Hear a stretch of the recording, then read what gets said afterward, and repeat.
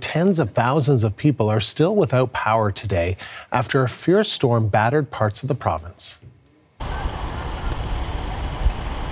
Not with the giant tree across the roadway.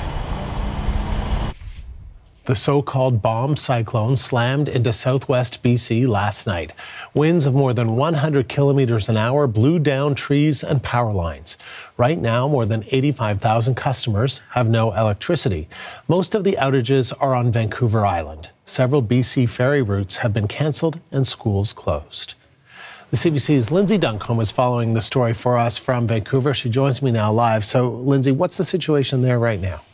Well, right now, what we're seeing is hydro crews being deployed to work as quickly as they can to restore power to more than 85,000 customers, most of them on Vancouver Island, about 5,000 of them here in the Lower Mainland.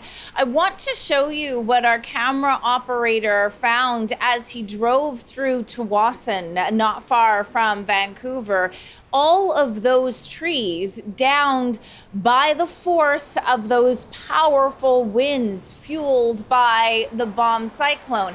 There were winds measured as high as 170 kilometers an hour. Now, that was far from people. It was way up north on an island in Vancouver Island. But you can imagine if that had hit the coast, just how powerful it would be. The challenge for the crews dealing with this aftermath is in many places, particularly on the island, there is still wind to contend with. So people are bracing for a time to figure out how long it will take for that power to be restored. We spoke not long ago to the mayor of Nanaimo. Here's what he had to say.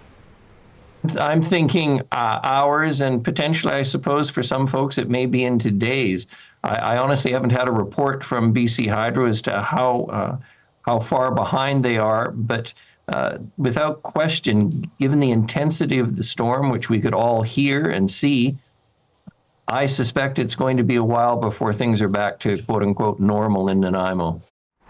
You know, and Andrew, there's some indication that we're getting closer to normal on the Lower Mainland. Langara College, which had to stop classes this morning because a downed tree had affected the power there, says classes will resume at noon.